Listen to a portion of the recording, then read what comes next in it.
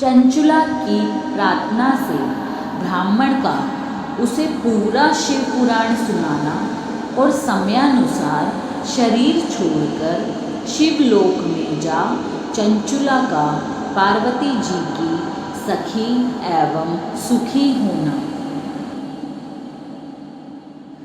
ब्राह्मण बोले, नारी, सौभाग्य की बात है कि भगवान शंकर की कृपा से शिव पुराण की इस वैराग्य युक्त कथा को सुनकर तुम्हें समय पर चेत हो गया है। ब्राह्मण पत्नी, तुम डरो मत, भगवान शिव की शरण में जाओ। शिव की कृपा से सारा पाप तत्काल नष्ट हो जाता है। मैं तुमसे भगवान शिव की प्रीति कथा से युक्त उस परम वस्तु का वर्णन करूँगा जिससे तुम्हें सदा सुख देने वाली उत्तम गति प्राप्त होगी। शिव की उत्तम कथा सुनने से ही तुम्हारी बुद्धि इस तरह पश्चाताप से युक्त एवं शुद्ध हो गई है, साथ ही तुम्हारे मन में विषयों के प्रति वैराग्य हो गया है। पश्चाताप ही पाप करने वाले पापियों के लिए सबसे बड़ा प्रायश्चित है। सत्पुरुषों ने सबके लिए पश्चाताप को ही समस्त पापों का शोधक बताया है। पश्चाताप से ही पापों की शुद्धि होती है। जो पश्चाताप करता है वही वास्तव में पापों का प्रायश्चित करता है, क्योंकि सत्पुरुषों ने समस्त पापों की शुद्धि के लिए जैसे प्रायश्चित का उपदेश किया है, वह सब पश्चाताप से संपन्न हो जाता है। जो पुरुष विधि पूर्वक प्रायश्चित करके निर्भय हो जाता है पर अपने कुक्रम के लिए पश्चाताप नहीं करता, उसे प्रायः उत्तम गति नहीं प्राप्त होती, परंतु जिसे अपने कुकृत्य पर हार्दिक पश्चाताप होता है वह अवश्य उत्तम गति का भागी होता है, इसमें संशय नहीं। इस शिव पुराण की कथा सुनने से जैसी चित्त शुद्धि होती है वैसी दूसरे उपायों से नहीं होती। जैसे दर्पण साफ करने पर निर्मल हो जाता है, उसी प्रकार इस शिव पुराण की कथा से चित्त अत्यंत शुद्ध हो जाता है, इसमें संशय नहीं है। मनुष्यों के शुद्ध चित्त में जगदम्बा पार्वती सहित भगवान शिव विराजमान रहते हैं। इससे वह विशुद्ध आत्मा पुरुष श्री शाम सदाशिव के पद को प्राप्त होता है। इस उत्तम कथा का श्रवण समस्त मनुष्यों के लिए कल्याण का बीज है, अतः यथोचित मार्ग से इसकी आराधना अथवा सेवा करनी चाहिए। यह भव बंधन रूपी रोग का नाश करने वाली है। भगवान शिव की कथा को सुनकर फिर अपने हृदय में उसका मनन एवं निध्यासन करना चाहिए। इससे पूर्णतया चित्त शुद्धि हो जाती है। चित्त शुद्धि होने से महेश्वर की भक्ति अपने दोनों पुत्रों के साथ निश्चय ही प्रकट होती है। तत्पश्चात महेश्वर के अनुग्रह से दिव्य मुक्ति प्राप्त होती है, इसमें संशय नहीं है। जो मुक्ति से वंचित है उसे पशु समझना चाहिए, क्योंकि उसका चित्त माया के बंधन में आसक्त है। वह निश्चय ही संसार बंधन से मुक्त नहीं हो पाता। ब्राह्मण पत्नी, इसलिए तुम विषयों से मन को हटा लो और भक्ति भाव से भगवान शंकर की इस परम पावन कथा को सुनो।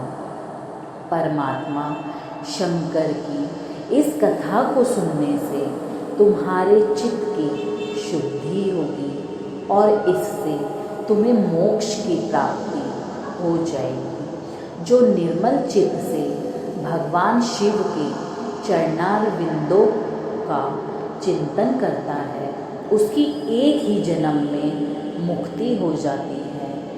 यह मैं तुमसे सत्य सत्य कहता हूँ। सूत जी कहते हैं, शौनक। इतना कहकर वे श्रेष्ठ शिव भक्त ब्राह्मण चुप हो गए। उनका हृदय करुणा से आर्द्र हो गया था। वे शुद्ध चित्त महात्मा भगवान शिव के ध्यान में मग्न हो गए। तदंतर बिंदुक की पत्नी चंचुला मन ही मन प्रसन्न हो उठी। ब्राह्मण का उक्त उपदेश सुनकर उसके नेत्रों में आनंद के आंसू छलक आए थे। वह ब्राह्मण पत्नी चंचुला हर्ष भरे हृदय से उन श्रेष्ठ ब्राह्मण के दोनों चरणों में गिर पड़ी और हाथ जोड़कर बोली, मैं कृतार्थ हो गई। तत्पश्चात उठकर वैराग्य युक्त गीतम बुद्धि वाली वह स्त्री जो अपने पापों के कारण आतंकित थी, उन महान शिव भक्त ब्राह्मण से हाथ जोड़कर गदवाणी में बोली। चंचुला ने कहा, ब्राह्मण शिव भक्तों में श्रेष्ठ स्वामी, आप धन्य हैं, परमार्थदर्शी हैं और सदा परोपकार में लगे रहते हैं। इसलिए श्रेष्ठ साधु पुरुषों में प्रशंसा के योग्य हैं। साधु, मैं नरक के समुद्र में गिर रही हूँ, आप मेरा उद्धार कीजिए, उद्धार कीजिए।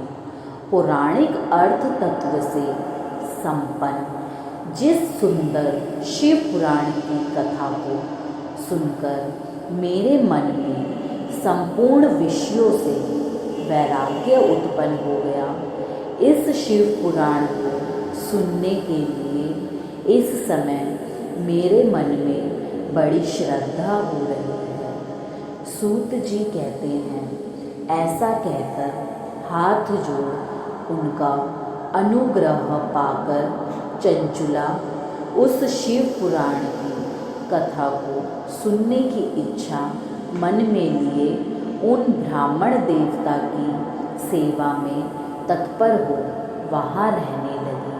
तदंतर शिव भक्तों में श्रेष्ठ और शुद्ध बुद्धि वाले उन ब्राह्मण देव ने उसी स्थान पर उस स्त्री को शिव पुराण की उत्तम कथा सुनाई। इस प्रकार उस गोकर्ण नामक महाक्षेत्र में उन्हीं श्रेष्ठ ब्राह्मण से उसने शिव पुराण की वह परम उत्तम कथा सुनी जो भक्ति, ज्ञान और वैराग्य को बढ़ाने वाली तथा मुक्ति देने वाली है। उस परम उत्तम कथा को सुनकर वह ब्राह्मण पत्नी अत्यंत कृतार्थ हो गई। उसका चित्त शीघ्र ही शुद्ध हो गया। फिर भगवान शिव के अनुग्रह से उसके हृदय में शिव के सगुण रूप का चिंतन होने लगा। इस प्रकार उसने भगवान शिव में लगी रहने वाली उत्तम बुद्धि पाकर शिव के सच्चिदानंदमय स्वरूप का बारंबार चिंतन आरंभ किया। तत्पश्चात समय के पूरे होने पर भक्ति, ज्ञान और वैराग्य से युक्त हुई चंचुला ने अपने शरीर को बिना किसी कष्ट के त्याग दिया। इतने में ही त्रिपुर शत्रु भगवान शिव का भेजा हुआ एक दिव्य विमान द्रुत गति से वहाँ पहुँचा, जो उनके अपने गणों से संयुक्त और भांति भांति के शोभा साधनों से संपन्न था। चंचुला उस विमान पर आरूढ़ हुई और भगवान शिव के श्रेष्ठ उसे तत्काल शिवपुरी में पहुंचा दिया। उसके सारे मल धुल गए थे। वह दिव्य रूप धारिणी दिव्यांगना हो गई थी। उसके दिव्य अवयव उसकी शोभा बढ़ाते थे। मस्तक पर अर्धचंद्र का मुकुट धारण किए वह गौरांगी देवी शोभाशाली दिव्य आभूषणों से विभूषित थी। शिवपुरी में पहुंचकर उसने सनातन देवता त्रिनेत्रधारी महादेव जी को देखा। सभी मुख्य मुख्य देवता उनकी सेवा में खड़े थे। गणेश, भृंगी, नंदीश्वर तथा वीरभद्रेश्वर आदि उनकी सेवा में उत्तम भक्ति भाव से उपस्थित थे।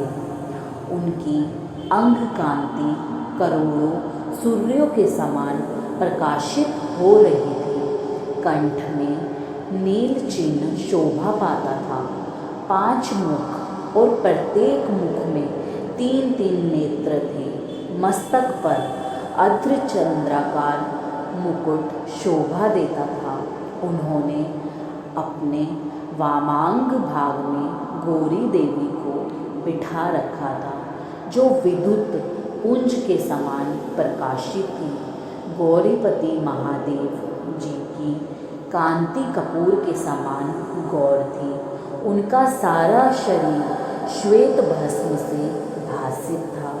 शरीर पर श्वेत वस्त्र शोभा पा रहे थे। इस प्रकार परम उज्ज्वल भगवान शंकर का दर्शन करके वह ब्राह्मण पत्नी चंचुला बहुत प्रसन्न हुई। अत्यंत प्रीति युक्त होकर उसने बड़ी उतावली के साथ भगवान को बारंबार प्रणाम किया। फिर हाथ जोड़कर वह बड़े प्रेम, आनंद और संतोष से युक्त हो विनीत भाव से खड़ी हो गई। उसके नेत्रों से आनंद अश्रुओं की अविरल धारा बहने लगी तथा संपूर्ण शरीर में रोमांच हो गया। उस समय भगवती पार्वती और भगवान शंकर ने उसे बड़ी करुणा के साथ अपने पास बुलाया और सौम्य दृष्टि से उसकी ओर देखा। पार्वती जी ने तो दिव्य रूप धारिणी बिंदु प्रिया चंचुला को प्रेम पूर्वक अपनी सखी बना लिया। वह उस परमानंद घन ज्योति स्वरूप सनातन धाम में अविचल निवास पाकर दिव्य सौख्य से संपन्न हो अक्षय सुख का अनुभव करने लगी। बोलो हर हर महादेव शिव शंकर।